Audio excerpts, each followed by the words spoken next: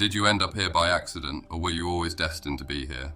Something pulled you in. Maybe life started to feel thin, like you were moving through the days on autopilot. Maybe success didn't land the way you were told it would. You did what you were supposed to do, checked the boxes, hit the milestones, and still felt an emptiness you couldn't name. Or maybe you woke up one morning and felt deep down that there had to be more than waking up, working, scrolling, and going to sleep again. That's usually how it begins, not with a dramatic moment or a clear answer, but with a quiet question that won't leave you alone. This isn't a story about becoming perfect or reaching some distant state of enlightenment. It's about the slow, honest work of learning who you are beneath the noise. It's about exploring different ideas, traditions, and practices, and realizing that what you're searching for was never outside you in the first place. If you're already exploring spirituality, parts of this may feel familiar. If you're just starting, it may help you understand something you already sense but haven't been able to put into words yet. The first question. Most spiritual journeys start with discomfort. Not a breakdown or a crisis, but a steady tension that sits in the background of your life. You can function, you show up, you do what's required of you, but something feels off. You look around and think, is this really it? You might have the job, the relationship, or the lifestyle you aimed for and still feel disconnected from yourself. That question is the opening. Across cultures and traditions, this moment shows up again and again. Buddhism begins with the recognition of suffering. Christianity speaks of a longing for God. Hindu traditions describe the search for the true self. In modern language, people often call it an identity crisis or an existential question. Different words, same experience. You begin to notice that the life you're living doesn't line up with how you feel inside. The outer structure looks fine, but the inner world feels neglected. That gap becomes impossible to ignore, and once you notice it, you can't go back to not seeing it. Learning to be still. For many people, meditation becomes the first real practice. At the beginning, it feels awkward and frustrating. You sit down, you close your eyes. Instead of calm, your mind gets louder.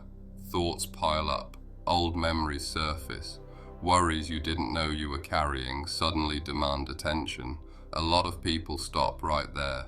But meditation isn't about forcing your mind to be quiet. It's about learning how to see what's already happening. In Buddhist practice, this is called awareness. In Hindu philosophy, it's called witnessing. In Christian contemplative prayer, it's described as resting in God's presence. When you stay with it, something important becomes clear. You aren't your thoughts. Thoughts come and go. They change constantly. You stay. This realization can feel subtle at first, but it changes how you relate to your inner world. You start to notice how often your mind drags you into the past or pushes you into imagined futures. Meditation gives you a way to return to the present moment, not as an idea, but as a lived experience. For the first time in a long while, you feel like you're actually here, inside your own life. Mindfulness in daily life. Spiritual practice doesn't stay on the cushion. Once you taste presence, you start to see how rarely you live in it. You eat while distracted. You listen while planning what you'll say next. You rush through moments that will never come back. Mindfulness becomes the bridge between practice and everyday life. At its core, mindfulness means paying attention on purpose. It means washing dishes and actually feeling the water on your hands. It means walking and noticing your breath instead of your thoughts. It means listening to someone without rehearsing your response. Zen Buddhism calls this everyday awakening. Christian mystics called it practicing the presence of God. Psychology calls it awareness. The label doesn't matter. What matters is that life starts to feel richer and more textured when you're actually there to experience it. Ordinary moments stop feeling empty. Even simple tasks carry a sense of quiet meaning when you give them your full attention. The ego and the false self.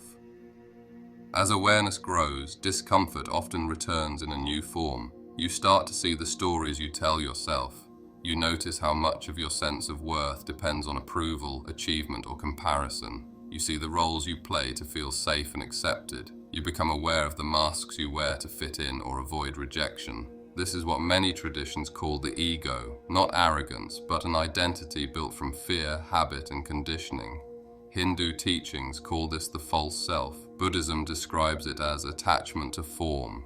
Christianity speaks of the self that must be surrendered. This stage can feel unsettling. You realize how much of your life runs on autopilot. You see patterns that once felt invisible. You notice how often you react instead of choose. This awareness isn't meant to shame you, it's meant to free you. You can't let go of what you can't see. Once these patterns come into view, you gain the chance to respond differently. Awakening isn't what you expect. Many people imagine spiritual awakening as constant peace or happiness. That's rarely how it unfolds. Awakening often begins with friction. Old beliefs start to crack. Relationships change. Priorities shift. You may feel confused or lost before you feel grounded again. Eastern traditions describe this as shedding illusion. Christianity calls it dying to the old self. Modern spirituality often refers to it as an awakening crisis. The common thread is simple. You stop living from borrowed ideas and start listening inward. Life doesn't get easier in a shallow sense, it gets more honest. You begin to question what you were taught about success, happiness, and identity. You start asking deeper questions about meaning and purpose. Over time, something steadier than belief begins to form. Direct experience replaces second-hand ideas. Faith beyond belief. One of the biggest shifts on the spiritual path changes how you relate to faith. Faith stops being about what you believe and starts being about what you trust. In Christianity, faith often means trust in God. In Buddhism, it means trust in the path. In Hinduism, it points to trust in the deeper self. In modern spirituality, it's often described as trusting life itself. Different language, same movement. You stop waiting for certainty before taking the next step. You move forward even when you don't have all the answers. This kind of faith feels grounded. It grows from experience, not fear. It doesn't demand blind belief. It invites curiosity and courage. The role of nature. At some point, many people feel drawn to nature. You walk through a forest and feel calm without trying. You sit by the ocean and feel small in a comforting way. You watch the sky and remember that your worries aren't the center of everything. Nature has always been a teacher. Indigenous traditions treated the natural world as sacred. Taoism looked to nature as the ultimate guide. Christian mystics spoke of God revealed through creation. Nature doesn't rush, it doesn't compare, it doesn't pretend. Spending time outside helps you reconnect with your own natural rhythm. It reminds you that life moves in cycles and that rest is part of the process. Compassion and connection. As awareness deepens, your relationship with others changes. You start to see that everyone carries pain. Everyone struggles in ways you can't see. Everyone wants to feel understood and valued. Compassion grows without effort. In Buddhism, compassion sits at the center of the path. In Christianity, love of neighbor forms the core teaching. In Hindu traditions, seeing the divine in all beings shapes how you act. Spirituality doesn't pull you away from people. It brings you closer. You react less. You listen more. You judge less. Not because you force yourself to, but because you understand more deeply. You recognize yourself in others. Doubt belongs here. No honest spiritual journey avoids doubt.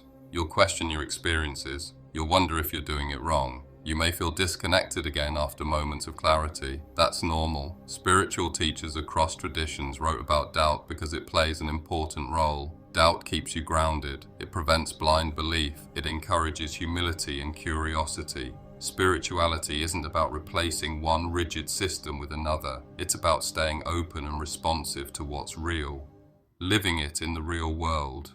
Eventually, the focus turns practical. How do you live this day to day? Spirituality isn't meant to pull you away from work, relationships, or responsibility. It changes how you show up in them. You speak more honestly. You make choices with care. You rest without guilt. You work with intention instead of pressure. You stop trying to escape life and start meeting it as it is. This is where spirituality becomes real. You were never separate. Across traditions, one quiet truth keeps appearing. You were never separate from what you were searching for. Peace isn't something you earn, you uncover it. Connection isn't somewhere else, it's already here. Buddhism points to awareness. Hindu teachings point to the true self. Christianity points to divine presence within. The words change, the truth stays. You don't need to become someone new. You need to remember who you are. Walking your own path. No two spiritual journeys look the same. Some people connect through meditation, others through prayer, some through study, others through service. Some walk alone, others find strength in community. There isn't one right way. Honesty matters most. Listen to what feels true for you. Stay open, stay grounded, stay curious. Spirituality isn't about reaching a final destination. It's about learning how to live awake right where you are. If you're walking this path with questions, doubt, or uncertainty, you aren't behind. You're exactly where you need to be. If this resonated with you, share it with a friend. Please like and subscribe to support the channel. Awaken, ascend, become.